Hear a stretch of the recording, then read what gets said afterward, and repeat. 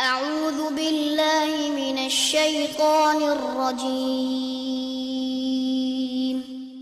بسم الله الرحمن الرحيم الحمد للہ رب العالمین والصلاة والسلام علی نبینا محمد وعلی آلہ وصحبہ اجمعین، اما بعد۔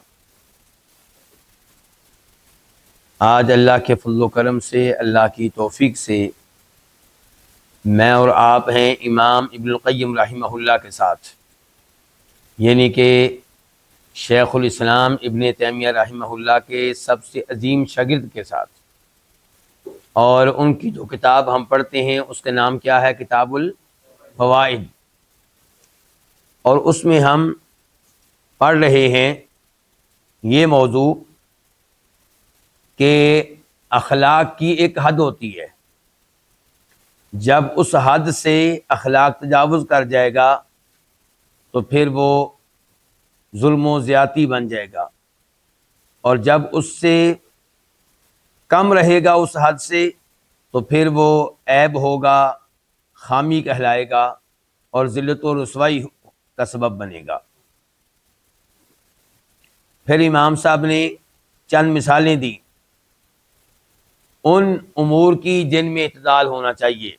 غضب، غصے کی مثال دی، حرص کے بارے میں سمجھایا، کسی چیز کے بارے میں حرص رکھنا، حسد کے بارے میں، رشک کے بارے میں بتایا، شہوت کے بارے میں، خواہش نفس کے بارے میں گفتگو ہوئی، راحت لینے کے بارے میں، آرام کرنے کے بارے میں گفتگو ہوئی، سخاوت کے موضوع پہ گفتگو ہوئی، شجاعت اور بہادری کے موضوع پہ گفتگو ہوئی، اور آج ہمارا موضوع ہوگا غیرت، تواضع، عزت وغیرہ۔ چنانچہ امام صاحب کہتے ہیں آج کے درس میں، اور اس کا صفحہ نمبر ہے 205 کتاب کے اس ایڈیشن کے مطابق جس کی تحقیق کی ہے شیخ محمد عزیر شمس رحمہ اللہ نے، اور کتاب کے دوسرا ایڈیشن جس کی تحقیق کی ہے ڈاکٹر عبدالباسط المشہدانی نے، اس کے اعتبار سے صفحہ نمبر ہے 255 تو امام صاحب کہتے ہیں والغیرۃ لہا حد، غیرت کی بھی ایک حد ہوتی ہے۔ اچھا، غیرت کہتے کس کو ہیں؟ جی، کہ کوئی ایسی چیز ہے جس سے آپ کو محبت ہے، آپ نہیں چاہتے کہ اس میں آپ کا کوئی اور شریک بنے،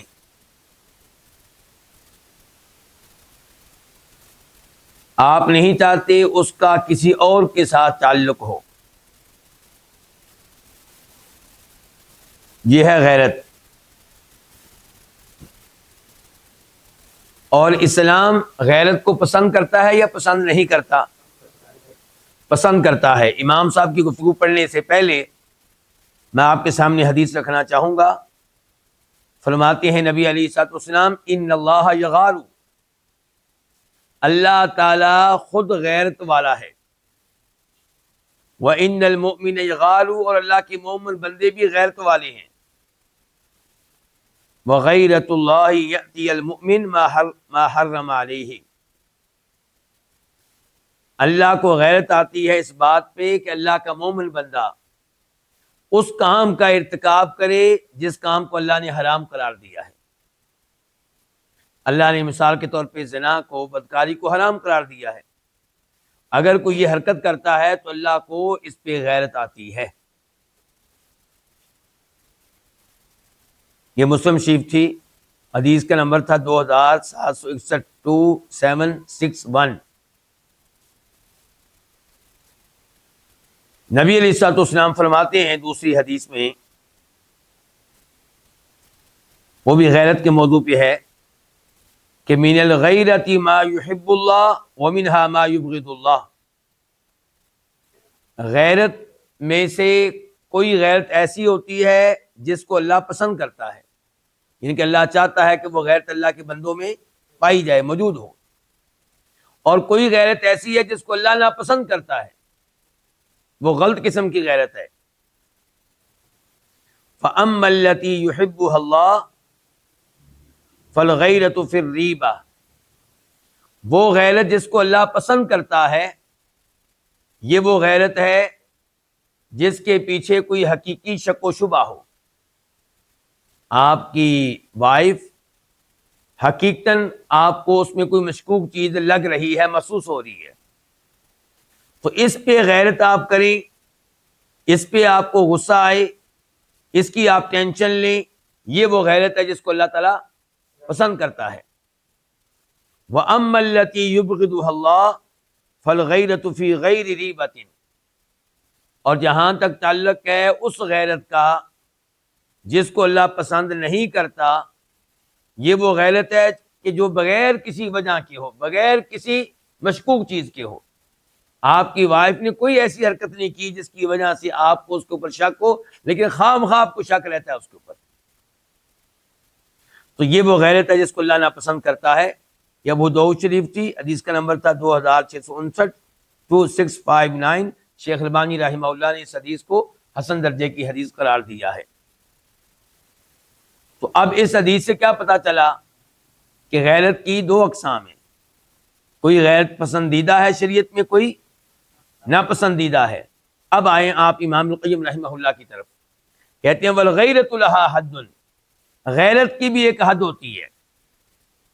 اذا جاوزتہ صارت تہمۃ وظنا سیئا بالبری، جب تہمت اس حد کو کراس کر جائے، وہ جو اعتدال والی حد ہے، جب غیرت اس حد کو کراس کر جائے تو غیرت پھر کیا بن جاتی ہے؟ تہمت اور کسی ایسے شخص کے ساتھ بدگمانی جو جرم سے بری ہے، جو بے گناہ ہے.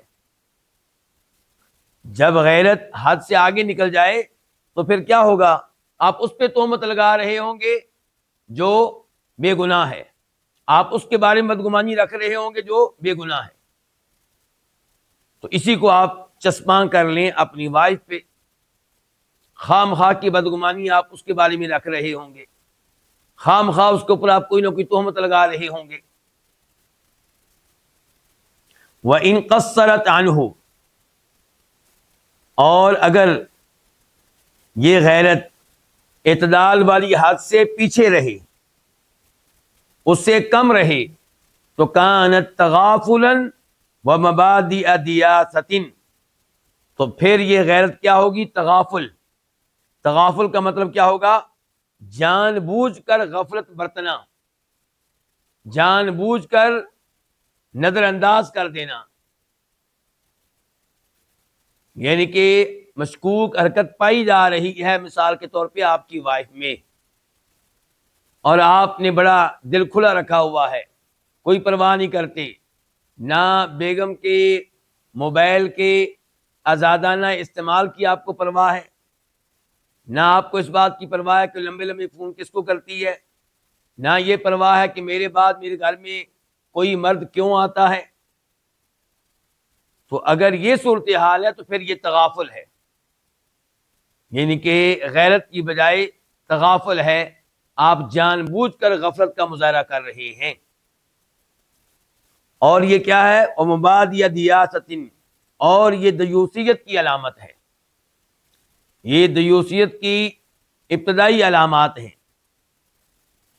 دیوسیت کس کو کہتے ہیں؟ وہی بغیرت بن جانا.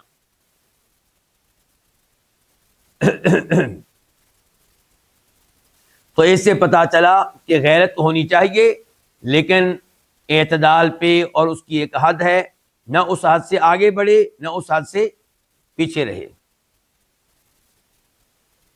وَلِلتَّوَاضُعِ حَدٌّ، اور تواضع کی بھی ایک حد ہوتی ہے. تواضع کو اسلام پسند کرتا ہے یا نہیں کرتا؟ کرتا ہے.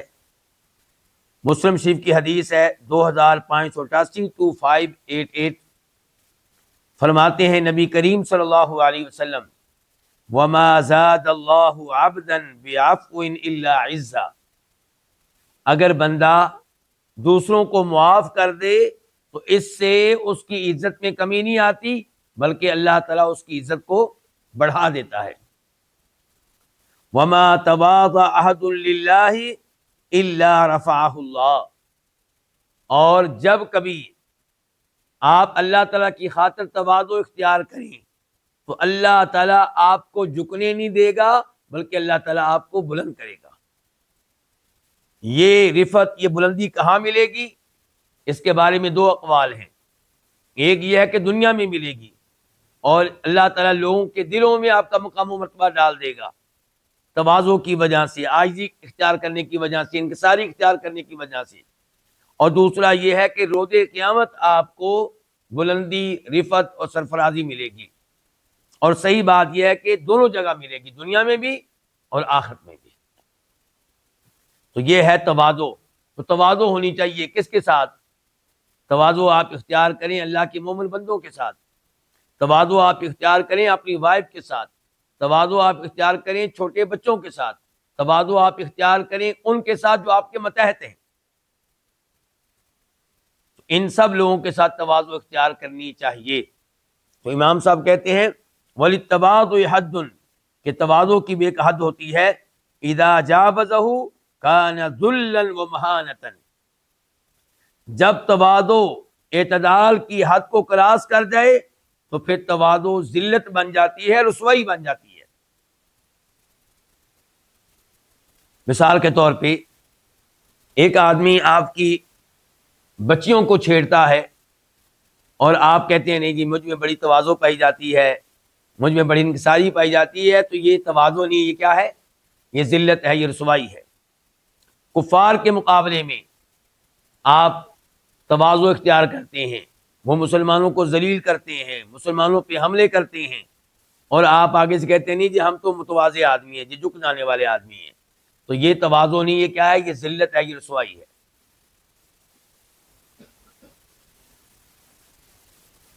وَمَنْ قَصَّرَ عَنْهُ انْحَرَفَ إِلَى الْكِبْرِ وَالْفَخْرِ، اور جو تواضع کی وہ حد جو اعتدال پہ مبنی ہے اس سے پیچھے رہے گا، اس میں کمی کرے گا، تو پھر کیا ہوگا؟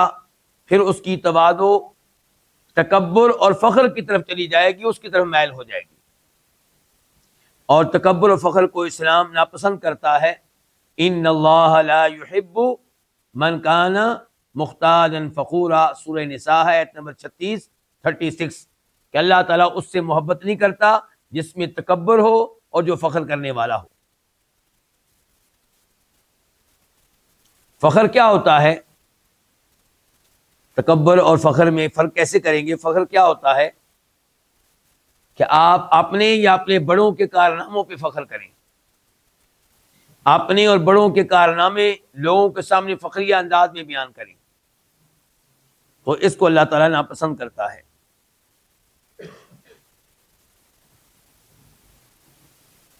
اس کے بعد امام صاحب کہتے ہیں وَلِلْعِزِّ حَدٌّ، اور عزت کی بھی ایک حد ہوتی ہے،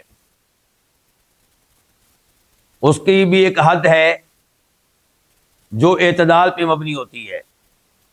اس پہ اضافہ کریں گے پھر بھی کام خراب، اس سے کم ہوگی تو پھر بھی کام خراب۔ تو وَلِلْعِزِّ حَدٌّ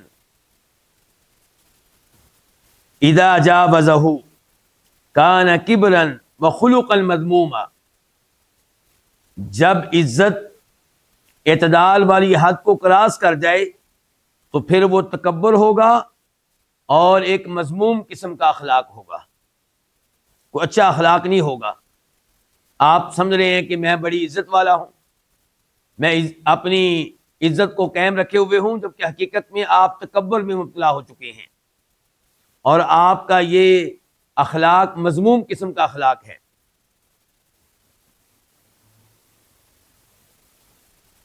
وَإِن قَصَّرَ عَنْهُ انْحَرَفَ إِلَى الذُّلِّ وَالْمَهَانَةِ، اور اگر عزت اعتدال والی حد سے پیچھے رہے، اس سے کم رہے، تو پھر یہ مائل ہو جائے گی ذلت کی طرف اور رسوائی کی طرف۔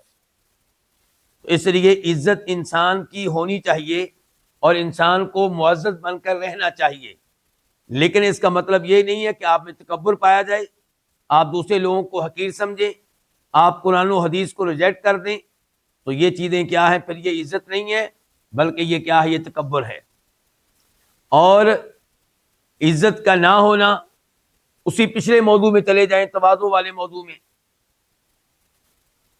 کہ آپ کفار کے سامنے جھکتے ہیں، وہ آپ کی بے عزتی کرتے ہیں، آپ خاموش رہتے ہیں، وہ مسلمانوں کو قتل کر رہے ہیں اور آپ آگے سے دفاع کرنے کے لیے بھی تیار نہیں ہیں، تو یہ جو ہے یہ چیز کیا ہے؟ یہ ذلت اور رسوائی ہے۔ وضابط هذا كله العدل، ان تمام امور میں ضابطہ کیا ہے، اصول کیا ہے؟ العدل، اعتدال۔ کن امور میں؟ جتنے امور ہم نے پڑھے ہیں، کیا کیا ہم نے پڑھے ہیں؟ غضب، غصے میں بھی اعتدال ہو، کسی چیز کا حرص رکھنا اس میں بھی اعتدال ہو، حسد میں بھی اعتدال ہو، اور خواہش نفس میں بھی اعتدال ہو، راحت لینے میں بھی اعتدال ہو، سخاوت کرنے میں بھی اعتدال ہو، شجاعت اور بہادری میں بھی اعتدال ہو، غیرت میں بھی اعتدال ہو، تواضع میں بھی اعتدال ہو، اور عزت کے معاملے میں بھی اعتدال ہو۔ کہتے ہیں وضابط هذا كله العدل۔ العدل کا ایک معنی ہوتا ہے عدل و انصاف، العدل کا ایک معنی کیا ہوتا ہے؟ عدل و انصاف، اور دوسرا معنی ہوتا ہے تمام امور میں توسط، جس کو ہم اعتدال کہتے ہیں، تو یہاں پہ یہ دوسرا معنی مراد ہے۔ وضابط هذا كله، ان تمام امور میں ضابطہ یہ ہے کہ العدل، تمام امور میں توسط پایا جائے، بلکہ العدل کی وضاحت خود کر رہے ہیں امام صاحب کی، یہاں پہ عدل سے کیا مراد ہے؟ کہتے ہیں وَهُوَ الْأَخْذُ بِالْوَسَطِ الْمَوْضُوعِ بَيْنَ طَرَفَيِ الْإِفْرَاطِ وَالتَّفْرِيطِ، کہ یہاں پہ عدل سے کیا مراد ہے کہ اس توسط کو اختیار کرنا، درمیانی راہ کو اختیار کرنا، میانہ روی کو اختیار کرنا، جو افراط و تفریط کی دو انتہاؤں کے مابین ہے۔ ایک ہے افراط اور ایک ہے تفریط، کسی معاملے میں حد سے آگے نکل جانا، اور تفریط کیا ہے کہ کسی معاملے میں حد سے پیچھے رہنا۔ تو اعتدال کیا ہے؟ وہ افراط و تفریط، یہ دو کنارے ہیں، ایک سائڈ پہ افراط، ایک سائڈ پہ ہے تفریط، ان کے درمیان میں جو چیز رکھی گئی ہے اس کو کہتے ہیں اعتدال۔ وعلیہ بناء مصالح الدنیا والآخرہ، اور اسی پہ قائم ہیں دنیا اور آخرت کی مصلحتیں۔ کس پہ؟ اعتدال پہ۔ اعتدال پہ قائم ہیں دنیا اور آخرت کی مصلحتیں۔ بل لا تقوم مصلحت البدن الا به، بلکہ جسم کی مصلحت، جسم کا فائدہ، جسم کی مصلحت اسی پہ قائم ہے۔ کس پہ؟ اعتدال پہ۔ یہ بڑی اہم بات کرنے لگے اور سمجھائیں گے ابھی وہ خود۔ کہتے ہیں فَإِنَّهُ مَتَى خرج بعض اخلاقه عن العدل وجاوزه او نقص عنه ذهب من صحته وقوته بحسب ذلك۔ یہاں پہ امام صاحب بیان کرنے لگے ہیں کہ جسم میں 4 رطوبتیں پائی جاتی ہیں۔ جسم میں کیا پائی جاتی ہیں؟ 4 رطوبتیں، خون، بلغم، سودا، صفرا۔ یہ آپ کو کون بتائیں گے؟ حکیم۔ حکیم بتائیں گے آپ کو کہ جسم میں کتنی رطوبتیں پائی جاتی ہیں؟ 4۔ اور یہ پیدا کیسے ہوتی ہیں؟ جو کچھ ہم کھاتے ہیں، ہماری غذا کے تحلیل ہونے سے یہ 4 رطوبتیں پیدا ہوتی ہیں، اور چاروں کی ہمارے جسم کو ضرورت ہے۔ ہمارے جسم کو خون کی بھی ضرورت ہے، حتیٰ کہ بلغم کی بھی ضرورت ہے۔ لیکن جب یہ 4 رطوبتیں اعتدال پہ رہیں گی، توازن کے ساتھ رہیں گی، تو ہمارا جسم بالکل ٹھیک رہے گا۔ جب ان 4 چیزوں میں سے کوئی بھی چیز بڑھے گی تب بھی امراض پیدا ہوں گے، اور جب ان 4 چیزوں میں سے کوئی بھی چیز کم ہوگی تب بھی امراض پیدا ہوں گے۔ یہ امام سب سمجھانے لگے ہیں، اور ان کو کہتے ہیں اخلاط۔ ان 4 رطوبتوں کو کیا کہتے ہیں؟ اخلاط۔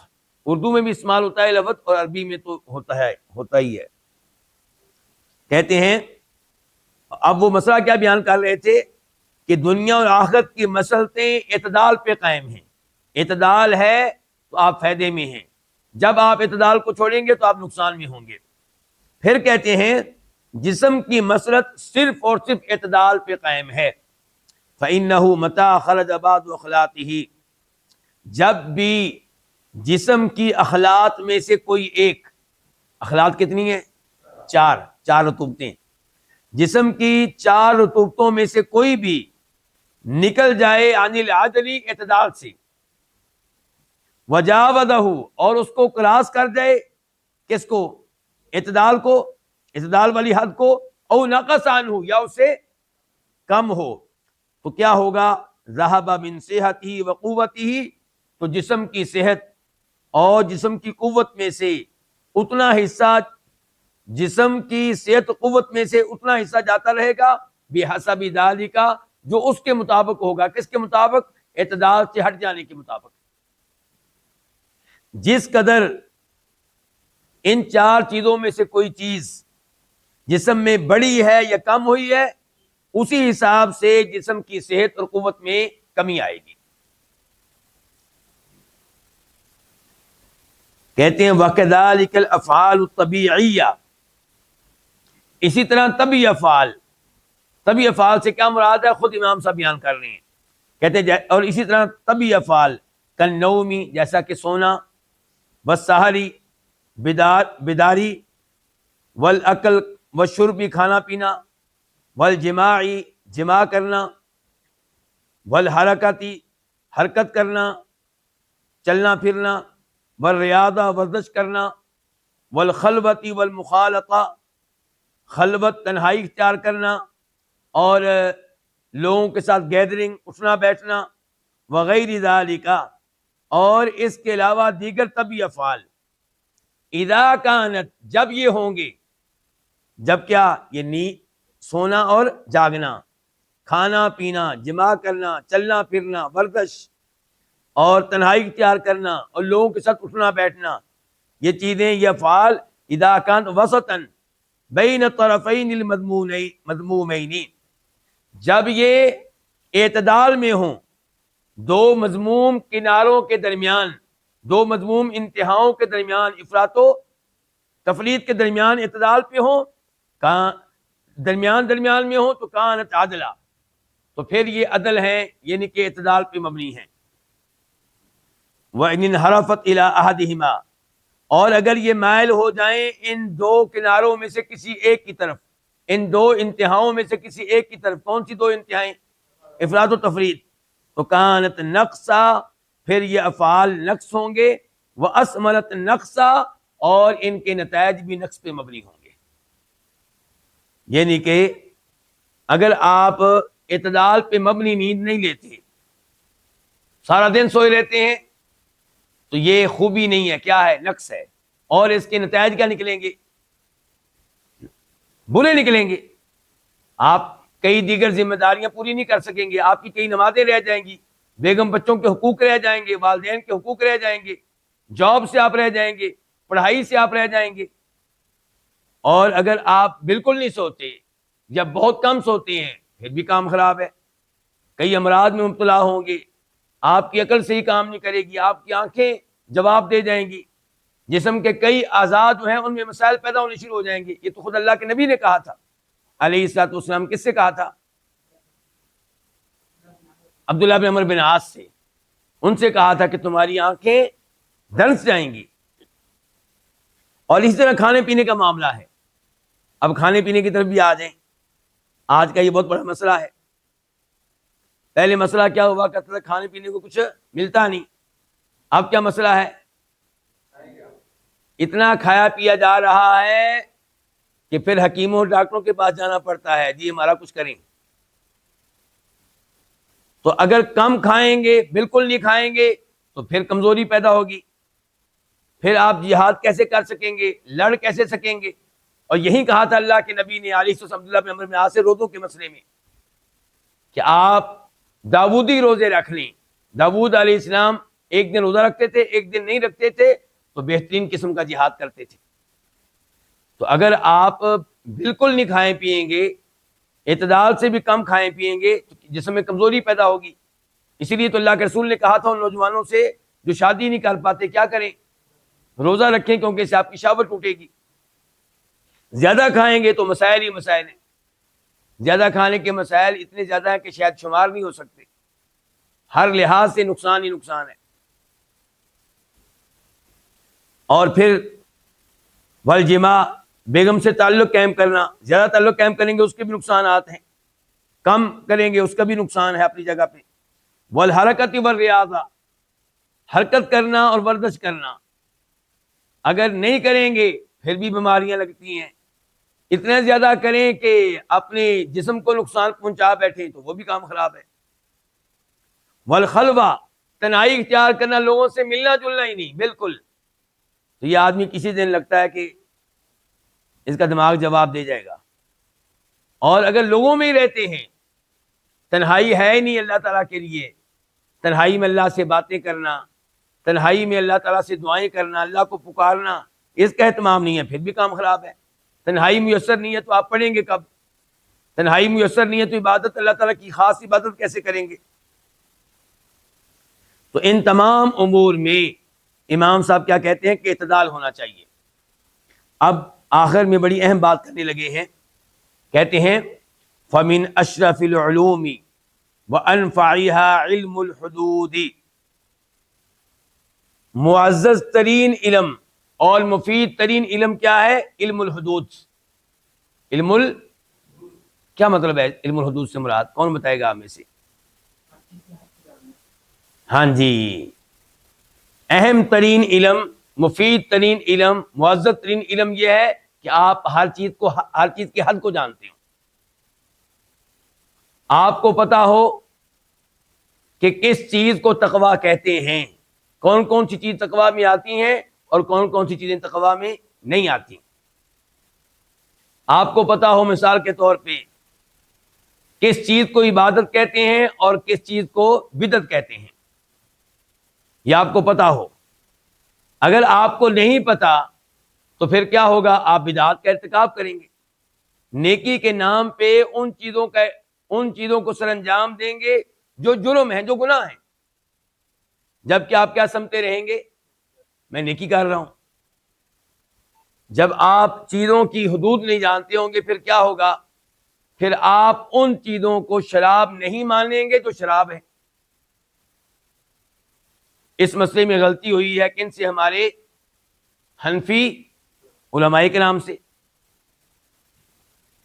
نبی علیہ الصلوۃ والسلام کہتے ہیں الخمر کی تعریف کرتے ہوئے، حد بیان کرتے ہوئے کیا کہتے ہیں؟ دیکھیے، آپ کہتے ہیں کل مسکرین خمر، ہر نشہ آور چیز کیا ہے؟ خمر ہے. بولیے کیا ہے؟ جس کو اردو میں ہم کیا کہتے ہیں؟ شراب. لیکن اب میں لفظ بار بار خمر کا استعمال کروں گا، ذرا دھیان سے. اللہ کے نبی کہہ رہے ہیں علیہ الصلوۃ والسلام ہر نشہ آور چیز کیا ہے؟ خمر ہے، یعنی کہ شراب ہے. وکل مسکرین حرام، اور ہر نشہ آور چیز حرام ہے.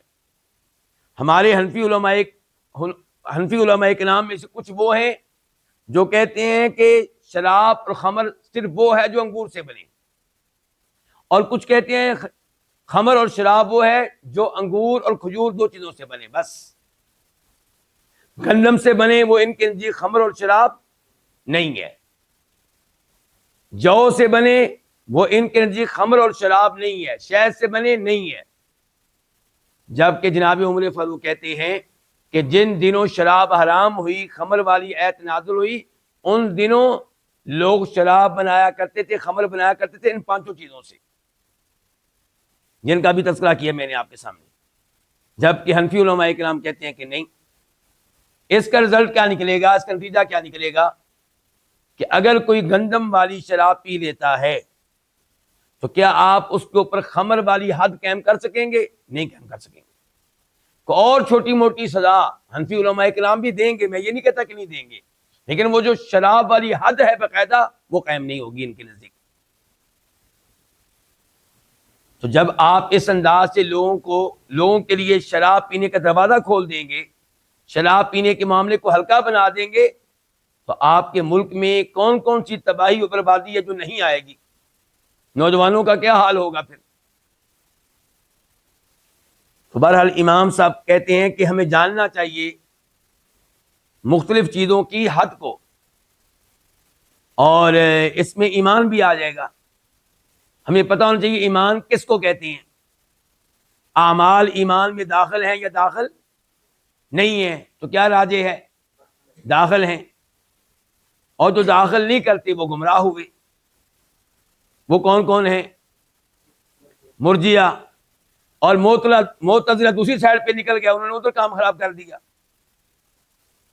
انہوں نے اعمال کو ایمان کے لیے اس حد تک ضروری قرار دیا کہ اگر کوئی کسی عمل میں کمی کوتاہی کرتا ہے، مثال کے طور پہ شراب پی لیتا ہے، تو کیا ہو جائے گا؟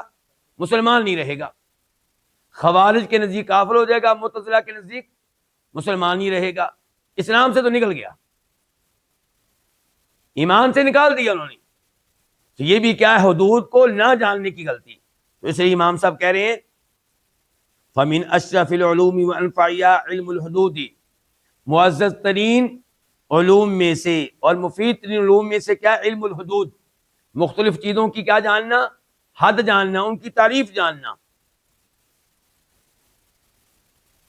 کہتے ہیں خصوصاً حدود المشروع المأمور والمنہی، خصوصاً حدود جاننا ان امور کی جو مشروع ہیں، شریعت نے جن کے کرنے کا کہا ہے، المأموری جن کا حکم دیا ہے، والمنہی اور ان امور کو جاننا جن سے منع کیا ہے. وہی بات میں نے مثال کس چیز کی دی تھی؟ الخمر کی، شراب کی. تو یہ ممنوع ہے نا، اس کی حد آپ کو پتا ہو. الربا، سود حرام ہے، آپ کو پتا ہو. ربا کہتے کس کو ہیں؟ ایسا نہ ہو کہ ربا سے آپ ان چیزوں کو خرچ کر دیں جو ربا ہیں اور آپ لوگوں کو جائز ہونے کا فتویٰ دیتے رہیں، یا آپ ربا میں وہ چیزیں داخل کر دیں جو ربا نہیں ہیں. مثال کے طور پہ آپ اسی کو لے لیں، ایک چیز آپ قسطوں پہ خریدتے ہیں. اب بیچنے والا اس کی دو قیمتیں آپ کو بتاتا ہے، کہتا ہے نقد لیں گے، موبائل ہے مثال کے طور پہ، نقد لیں گے تو آپ کو مل جائے گا کتنے کا؟ 1,00,000 کا. ادھار پہ لیں گے تو آپ کو مل جائے گا کتنے پہ؟ قسطوں پہ لیں گے تو 1,50,000 کا. اب آپ نے وہ لے لیا اور ایک قیمت پہ لیا. جب آپ نے ڈن کیا، بے کی، تو کتنی قیمتوں پہ کی؟ ایک پہ کی آپ نے. مثال کے طور پہ آپ نے 1,50,000 پہ کی، لیکن قسطوں کی وجہ سے قیمت بڑی ہے کہ نہیں بڑی؟ بڑی ہے. چند علماء کرام، وہ ہمارے بڑے ہیں، ہم ان کی عزت کرتے ہیں، ہمیں ان کے تقوی اور پرہیزگاری پہ اعتماد ہے الحمدللہ، انہوں نے فتویٰ دے دیا کہ یہ کیا؟ یہ سود ہے. تو اس چیز کو ربا میں داخل کر دیا جو راجح قول کے مطابق ربا نہیں ہے. تو ایسے کئی لوگ جو ہے کئی ربا والی چیزوں کو ربا سے نکال لیتے ہیں. تو یہ ضروری ہے معلوم ہونا کہ کون سی چیزیں، وہ چیزیں جو مشروع ہیں اور جن کا شریعت نے حکم دیا ہے ان کی حد کیا ہے، اور جن چیزوں سے شریعت نے منع کیا ان کی حد کیا ہے. فَأَعْلَمُ النَّاسِ أَعْلَمُهُمْ بِتِلْكَ الْحُدُودِ، لوگوں میں سب سے بڑا عالم دین وہی ہے جو ان چیزوں کی حدود کو جانتا ہے، جو ان حدود کو جاننے میں سب سے آگے ہے، وہ لوگوں میں علم کے لحاظ سے سب سے آگے ہے. حتیٰ لا يدخل فیہا ما لیس منہا، حتیٰ کہ وہ نہ داخل کرے ان میں ان چیزوں کو جو ان کا حصہ نہیں ہیں. ولا یخرج منہا ما هو داخل فیہا، اور نہ نکالے ان سے ان چیزوں کو جو ان میں داخل ہیں. قال تعالی، اللہ تعالیٰ کہتے ہیں سورہ توبہ میں آیت نمبر 97 میں 97 میں، الاعراب اشد کفرا ونفاقا واجدر الا يعلموا حدود ما انزل اللہ علی رسولہ. الاعراب، بدوی لوگ، صحرا میں رہنے والے بدوی لوگ کفر میں باقی لوگوں سے آگے ہیں اور منافقت میں بھی باقی لوگوں سے آگے ہیں. وَأَجْدَرُ، اور یہ زیادہ لائق ہیں اس بات کے کہ نہ جانے ان امور کی حد کو جو اللہ نے اپنے رسول پہ اتاری ہیں، یعنی کہ یہ لوگ نہیں جانتے ان امور کی حد کو جو امور اللہ نے اپنے رسول پہ اتارے ہیں۔ تو اللہ نے یہاں پہ مذمت بیان کی ہے ان بدوی لوگوں کی جو کفر پہ تھے، منافقت پہ تھے، اوپر سے کلمہ پڑا ہوا تھا، اور ان چیزوں کی حدود کو نہیں جانتے تھے جو چیزیں اللہ نے اپنے رسول پہ نازل کی تھیں۔ امام صاحب کہتے ہیں فَأَعْدَلُ النَّاسِ، لوگوں میں سے سب سے بڑھ کر اعتدال والا اور انصاف والا وہ ہوگا من قام بحدود الاخلاق والاعمال والمشروعات معرفة وفعلا، جو قائم کرے اخلاقیات کی حدود کو، حد کو، اعتدال والی حد، والاعمال اور مختلف اعمال کی حد کو، اور مختلف شرعی امور کی حد کو، معرفة وفعلا، علم کے لحاظ سے بھی قائم کرے اور عمل کے لحاظ سے بھی قائم کرے۔ امام صاحب کہتے ہیں باللہ توفیق، اور توفیق کس کے ہاتھ میں ہے؟ اللہ ہی توفیق دینے والا ہے اس چیز کی کہ آپ ہر چیز کی حد کو قائم کریں، اعتدال پہ رہیں، اخلاق کے معاملے میں، مختلف اعمال کے معاملے میں، مختلف شرعی امور کے معاملے میں۔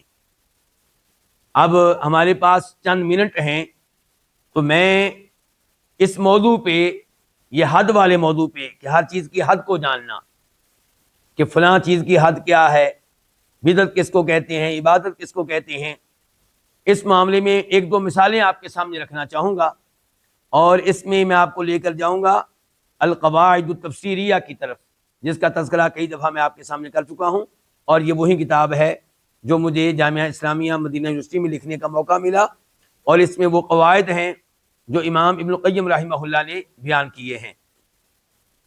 تو میں آپ کو اس کتاب میں لے کر جا رہا ہوں جلد نمبر 1 صفحہ نمبر 442۔ یہاں پہ 3 مثالیں ہیں، اور یہ قاعدہ جو ہے جس کے ضمن میں یہ مثالیں آئی ہیں وہ بھی میں آپ کے سامنے رکھ دوں۔ قاعدہ یہ ہے کہ لا يحمل کلام اللہ ما لا يحتمل، اللہ کے کلام کو ان چیزوں پہ محمول نہ کیا جائے جن چیزوں کا احتمال اللہ کا کلام نہیں رکھتا۔ اب دیکھیے پہلی مثال یہ ہے سورہ زمر آیت نمبر 17 اور 18، 17 اور 18۔ اللہ تعالیٰ فرماتے ہیں فبشر عباد، آپ خوشخبری دے دیں میرے ان بندوں کو، الذین یستمعون القول، جو غور سے سنتے ہیں کس کو؟ القول کو۔ کس کو سنتے ہیں؟ القول کو۔ فیتبعون احسنہ، تو پیروی کرتے ہیں اس قول میں سے اچھی بات کی۔ صوفی لوگ کہتے ہیں قوالی سننی چاہیے۔ صوفی لوگ کیا کہتے ہیں؟ قوالی سننی چاہیے۔ ہم نے کہا دلیل دیں جی، کہتے ہیں قرآن کریم میں دلیل موجود ہے، قوالی قول سے ہے، اور عربی لوگ قوالی کو قول ہی کہتے ہیں۔ تو کہتے ہیں دیکھیں اللہ تعالیٰ نے کیا کہا ہے قرآن میں، فبشر عباد، میرے ان بندوں کو خوشخبری دے دیں، الذین یستمعون القول، جو غور سے سنتے ہیں کس کو؟ قوالی کو۔ فیتبعون احسنہ، تو پیروی کرتے ہیں اس میں سے اچھی چیز کی۔ تو دیکھیں میں صوفیوں کے الفاظ آپ کے سامنے رکھنا چاہوں گا۔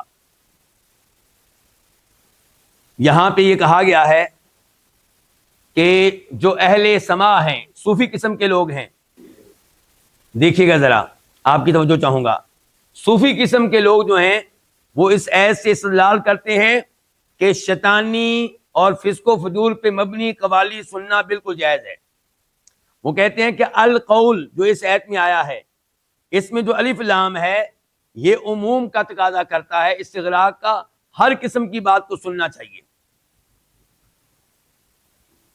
کہتے ہیں دلیل یہ ہے کہ اللہ تعالی نے کہا ہے کہ اچھے لوگ وہ ہیں جو ہر قسم کی بات سنتے ہیں، فیتبعون احسنہ، اس میں سے جو اچھی بات ہے اس کے اوپر عمل کرتے ہیں، اس کے اوپر چلتے ہیں۔ اس کا مطلب یہ ہوا کہ القول جو ہے وہ شامل ہے ہر قول کو. اسی لیے آپ ہر قول کو سنیں گے تو پھر احسن کے اوپر عمل کریں گے.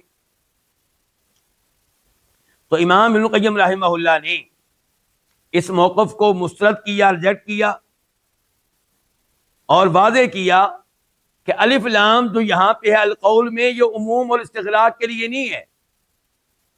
کہتے ہیں بلکہ یہ عہد کے لیے ہے. کہتے ہیں وَهُوَ الْقَوْلُ الَّذِي دُعِيَ إِلَيْهِ الْمُخَاطَبُ وَأُمِرَ بِتَدَبُّرِهِ. اس قول سے مراد وہ قول ہے جس قول کی مخاطبین کو دعوت دی جاتی ہے اور جس قول کے بارے میں ان سے کہا جاتا ہے کہ آپ اس پہ غور و فکر کریں. وہ کون سا قول ہے؟ قرآن. یہاں قول سے مراد کیا ہے؟ قرآن ہے. اور کہتے ہیں امام صاحب کہ الف لام جو القول پہ آیا ہے یہ وہی الف لام ہے جو لفظ رسول اور القرآن پہ آیا ہے اس آیت میں. وقال الرسول یا ربی ان قوم اتخذوا هذا القرآن مہجورا. وقال الرسول، اور رسول نے کہا. ہاں جی، رسول سے مراد کون ہے؟ اگر میں آپ کو کوئی پیغام دے کے کہیں بھیجوں تو آپ میرے کیا ہوئے؟ رسول ہوئے. تو کیا آپ مراد ہیں اس سے؟ نہیں مراد. تو الرسول میں الف لام عموم کے لیے نہیں ہے، الف لام عہد کے لیے ہے. اس سے مراد خاص رسول ہیں، اور وہ کون ہے؟ جناب محمد صلی اللہ علیہ وسلم. اچھا جی، اور رسول نے کہا اے میرے رب، میری قوم نے اس قرآن کو نظر انداز کر دیا تھا. کیا کر دیا تھا؟ اچھا، القرآن، قرآن یہ مصدر ہے مفعول کے معنی میں. قرآن ہر اس چیز کو کہتے ہیں جس کو بہت پڑھا جائے، جس کو بہت. اچھا جی، اب مثال کے طور پہ کئی افسانے بہت پڑھے جاتے ہیں، ان کو القرآن کہنا کیسا ہے؟ یا یہ کہہ سکتے ہیں کہ اس آیت میں القرآن سے مراد وہ افسانہ ہے، بلکہ القرآن سے مراد یہاں پہ خاص قرآن ہے. اور وہ کون سا قرآن ہے؟ جو اللہ تعالیٰ نے جبریل علیہ السلام کے ذریعے محمد رسول اللہ پہ نازل کیا علیہ الصلوۃ والسلام. تو امام صاحب کہتے ہیں یہاں پہ القول سے مراد وہی القول ہے جو القول مراد ہے اللہ کے اس فرمان میں افلم یدبروا القول. یہ ہے سورہ مومنون آیت نمبر 68. تو وہاں پہ القول سے مراد کیا ہے؟ قرآن. اور اس القول سے مراد وہی القول ہے جو مراد ہے سورہ قصص آیت نمبر 51 میں 51 میں وَلَقَدْ وَصَّلْنَا لَهُمُ الْقَوْلَ وَصَّلْنَا بَيَّنَّا. ہم نے واضح کر دیا ان کے لیے القول، یہ قول مراد قرآن. تو کہتے ہیں اس لیے وہ جو آیت ہے کہ الذین یستمعون القول فیتبعون احسنہ، کہ میرے ان بندوں کو خوشخبری دے دیں جو القول کو سنتے ہیں، اس میں قوالی کو داخل کرنا. یہ کیا ہے؟ یہ اللہ کے کلام میں اس چیز کو داخل کرنا ہے جو اس میں داخل نہیں ہے. اس کا مطلب ہے کہ ان لوگوں نے القول کی حد کو نہیں پہچانا. القول کی یہاں پہ کیا حد ہے اس کو نہیں پہچانا، اور یہیں سے ان کو غلطی لگی. اب آ جائیں دوسری مثال. اللہ تعالیٰ فرماتے ہیں یا ایھا الذین آمنوا لا تأکلوا اموالکم بینکم بالباطل. آپ میرے ساتھ جاگ رہے ہیں نا؟ نہیں تو نہیں آ رہی؟ ابھی پہلی مثال میں نے کس لفظ کی دی تھی؟ ابھی القول کی. اچھا، اب یا ایھا الذین آمنوا، اے ایمان والو، تم نہ کھاؤ اپنے مال آپس میں باطل طریقے سے، الا ان تکون تجارتا عن تراض منکم، الا یہ کہ یہ اموال بطور تجارت ہوں اور اس میں دونوں فریقوں کی رضامندی ہو. دونوں کی رضامندی سے جو تجارت ہو تو اس کے ذریعے جو مال حاصل ہو وہ تو آپ کھا سکتے ہیں، ورنہ آپ کو باطل طریقے سے، ناجائز طریقے سے مال کھانے کی اجازت نہیں ہے. اچھا جی، اس آیت کو، یہ آیت ہے سورہ نساء آیت نمبر 29. اس آیت کو کئی لوگوں نے دلیل بنایا ہے اس معاملے میں کہ العینہ حلال ہے. العینہ کیا ہے؟ بولیے ذرا، کیا حلال ہے؟ العینہ بولیے. العینہ ڈریے نہیں، ڈرنا نہیں ہے، نام تو لیں آپ. العینہ حلال ہے. کیا حلال ہے؟ جیسے انگلش کے آپ عجیب و غریب الفاظ استعمال کرتے ہیں اور ڈرتے نہیں ہیں تو عربی کے الفاظ سے بھی نہ ڈرا کریں، بلکہ یہ لفظ حدیث میں آیا ہے العینہ۔ العینہ کیا ہے ذرا دیکھیے گا۔ العینہ یہ ہے کہ کوئی آدمی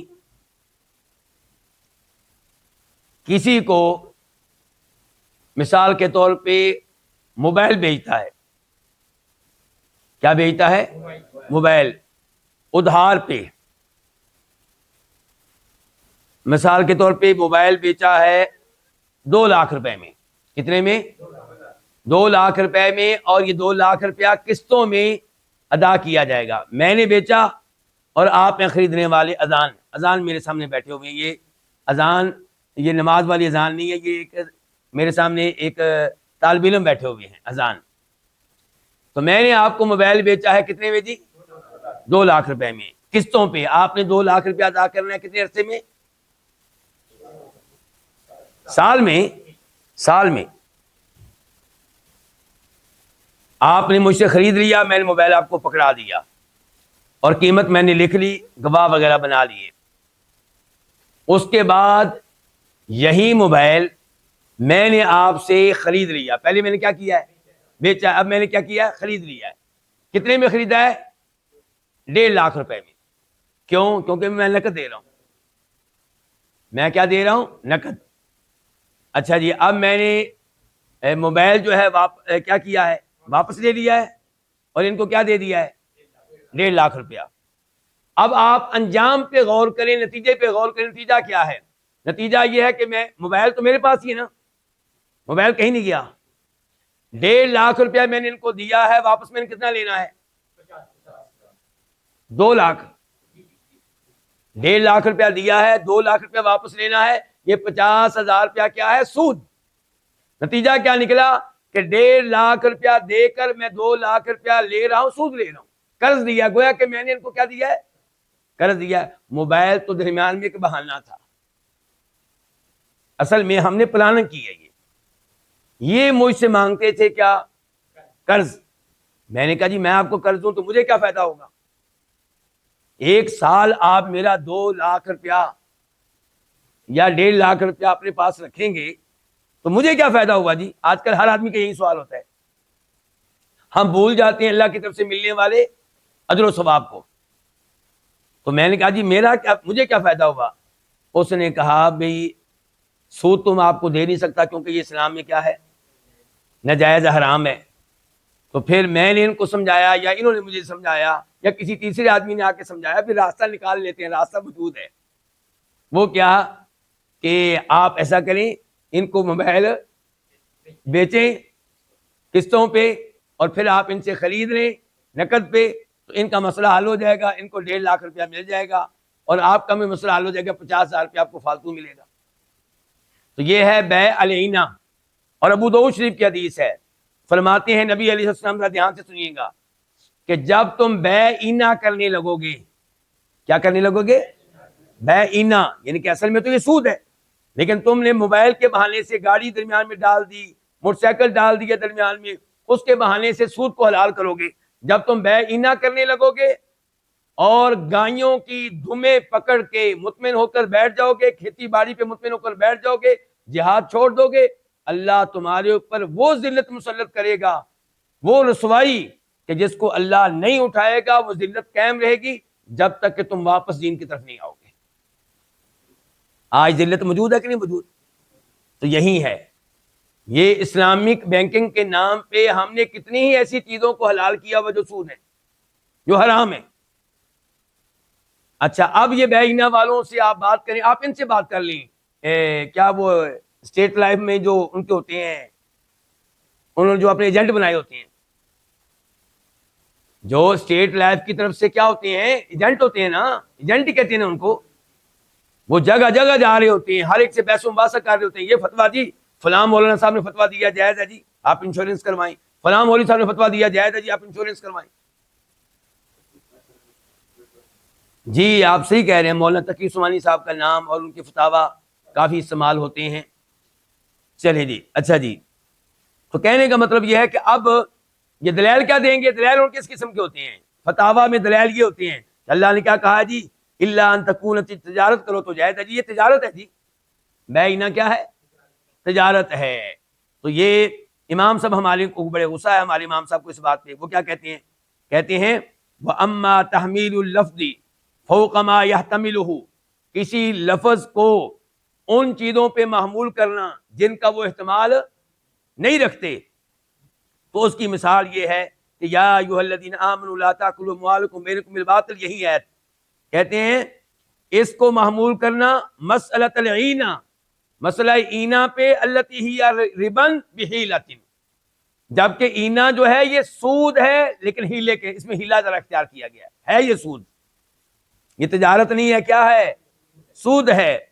اور اس کو تجارت قرار دینا یہ اینا، یہ لفظ تجارت کے ساتھ ظلم ہے، یہ قرآن کے لفظ تجارت کے ساتھ کیا ہے؟ ظلم ہے۔ قرآن کا لفظ تجارت لفظ اینا کو اپنے اندر داخل نہیں کرنا چاہتا، آپ دھکے سے داخل کر رہے ہیں۔ امام صاحب کہتے ہیں آخر میں والامر اللہ، اللہ کی قسم، ان الربا الصریح تجارت للمرابی وای تجارت، اگر اینا تجارت ہے تو وہ سود جس کو تم بھی سود مانتے ہو وہ بھی بہترین تجارت ہے، وہ بھی بہترین تجارت ہے۔ کتنی مثالیں ہو گئی؟ دو۔ اچھا یہ مثالیں ویسے میں کیوں بیان کر رہا ہوں آپ کے سامنے؟ کیا واضح ہو جائے؟ امام صاحب نے کہا تھا کہ سب سے اچھا علم کیا ہے؟ کہ آپ کو ہر چیز کی حد کا پتہ ہو، لفظ تجارت کی حد کا آپ کو پتہ ہونا چاہیے، وہاں پہ لفظ القول جو آیا اس کی حد کا آپ کو پتہ ہونا چاہیے۔ اور اب تیسری مثال، اللہ تعالیٰ کہتے ہیں سورہ بقرہ آیت نمبر 230 to 30، فَإِن طَلَّقَهَا فَلَا تَحِلُّ لَهُ مِن بَعْدُ حَتَّى تَنكِحَ زَوْجًا غَيْرَهُ، جس عورت کو آپ 2 طلاقیں دے چکے اور اب آپ نے تیسری بھی دے دی تو یہ آپ کے لیے اب حلال نہیں ہے۔ کوئی شکل نکالیں جی حلال ہونے کی۔ اللہ تعالی نے کہا حتیٰ تنکح زوجا غیرہ، ہاں ایک صورت ہے کہ اگر یہ عورت نکاح کرے زوجن، کسی اور خامن سے، غیرہ اس پہلے کے علاوہ۔ اچھا لفظ کیا بولا گیا؟ زوج، لفظ کیا بولا گیا؟ زوج۔ تو یہاں پہ زوج سے مراد کون سا زوج ہے؟ زوج کو کیا کہتے ہیں اردو میں؟ خامن۔ تو زوج سے مراد یہاں پہ کون سا زوج ہے؟ وہی جس کو ہم سب زوج مانتے ہیں۔ عام طور پہ ہم زوج کس کو، خامن کس کو کہتے ہیں؟ جس کا باقاعدہ شرعی نکاح ہوا ہوتا ہے، صحیح ہے؟ اور جو ہیلے سے نکاح کر لے ایک رات کے لیے، کیا اس کو بھی زوج کہیں گے؟ نہیں کہیں گے۔ لیکن یہاں پہ ظلم کیا گیا، لفظ زوج کے ساتھ یہ ظلم کیا گیا۔ کس کے ساتھ؟ امام صاحب کہتے ہیں، امام صاحب کی بات بھی آگے آئے گی اس سے پہلے، کہ یہاں پہ زوج سے مراد ہے وہی زوج خامن جو مشہور و معروف ہے، لیکن اس کو محمول کیا گیا اس آدمی پہ جو کسی طلاق یافتہ عورت سے، جس کو 3 طلاقیں ہو چکی ہیں، اس سے نکاح اس لیے کرتا ہے عارضی نکاح، تاکہ یہ عورت پہلے خامن کے لیے کیا ہو جائے؟ حلال ہو جائے۔ اور یہ کیا ہے؟ یہ اس لفظ کے اندر اس کو داخل کرنا ہے جو اس میں داخل نہیں ہے۔ یہ جعلی جو خامد ہے، جو ایک رات کے لیے بنا ہے، یہ لفظ زوج میں داخل نہیں ہوتا۔ تو امام صاحب فرماتے ہیں، یہاں پہ سنیے امام صاحب کے الفاظ، کہتے ہیں وَكَمَا حُمِّلَ قَوْلُهُ تَعَالَى فَلَا تَحِلُّ لَهُ مِن بَعْدُ حَتَّى تَنكِحَ زَوْجًا غَيْرَهُ عَلَى مَسْأَلَةِ التَّحْلِيلِ، اس آیت کو حلالے کے اوپر محمول کر دیا گیا ہے۔ اس آیت کو استعمال کیا گیا ہے کیا جائز قرار دینے کے لیے؟ حلالہ۔ وَجَعْلِ التَّيْسِ الْمُسْتَعَارِ الْمَلْعُونِ عَلَى لِسَانِ رسول اللہ صلی اللہ علیہ وسلم دَاخِلًا فِي اسْمِ زَوْجِ، اور اس مرد کو جس کو احادیث میں ملعون قرار دیا گیا ہے، لعنتی آدمی، اور جس کو کرائے کا سان قرار دیا گیا ہے، حلالہ کرنے والا، اس کو زوج بنا دیا گیا جی، اور قرآن کی صحت کو دلیل بنا رہے ہیں۔ تو یہ لفظ زوج کے ساتھ کیا ہے؟ ظلم ہے۔ کہتے ہیں آخر میں ان کے الفاظ پھر سن لیں، کہتے ہیں وَلِهَذَا كَانَ مَعْرِفَةُ حُدُودِ مَا أَنزَلَ اللَّهُ عَلَى رَسُولِهِ أَصْلَ الْعِلْمِ وَقَاعِدَتُهُ وَآخِيَتَهُ الَّتِي يُرْجَعُ إِلَيْهَا، کہتے ہیں اسی لیے وہ چیزیں جو اللہ نے اپنے رسول پہ اتاری ہیں، وہ آیات، وہ الفاظ، وہ جملے، ان کی حدود کو جاننا یہ علم کی بنیاد ہے، یہ علم کا قاعدہ ہے۔ اور یہ وہ کیا کہتے ہیں جانور کا، وہ جو گاڑتے ہیں جس کے ساتھ وہ جانور بندہ رہتا ہے، قلعہ اردو میں بتائے نا کڑا کہہ لیں، بہرحال آپ کڑا کہہ لیں شاید، یعنی کہ جانور کی رسی کو جس کے ساتھ، جس لوہے کے ساتھ یا جس لکڑی کے ساتھ باندھتے ہیں نا، امام صاحب کہتے ہیں ہر لفظ کی حد کو جاننا، اس کی یعنی کہ تعریف کو صحیح معنوں میں جاننا، یہ وہ کیا ہے، یہ وہ کڑا ہے جس کی طرف رجوع کیا جا سکتا ہے، جس کی طرف رجوع کیا جا سکتا ہے۔ جیسے جانور اس کے ارد گرد گھومتا رہتا ہے نا، ایسے ہی اگر آپ کو کسی لفظ کی حد کا پتہ ہوگا تو آپ اس کے ارد گرد گھومیں گے، اس سے باہر نہیں نکلیں گے۔ فلا يخرج شيئا من معاني الفاظه عنها ولا يدخل فيها ما ليس منها بل يعطيها حقها۔ تو یہ بڑی اہم گفتگو تھی امام صاحب کی، جو انہوں نے ہمیں سمجھایا ہے کہ ہمیں قرآن کریم کے ایک ایک لفظ کی حد کا پتہ ہونا چاہیے، تاکہ آپ اس سے وہ چیزیں نہ نکالیں جو اس کا حصہ ہے، اور اس میں وہ چیزیں نہ داخل کریں جو اس کا حصہ نہیں ہے۔ یہیں پہ آج کے درس کا اختتام کرتے ہیں۔ اللہ رب العزت سے دعا ہے کہ اللہ تعالی ہمیں امام صاحب کی ان نصیحتوں سے فائدہ اٹھانے کی توفیق بخشے۔ وصلی اللہ تعالی علی نبینا محمد وعلی آلہ وصحبہ اجمعین۔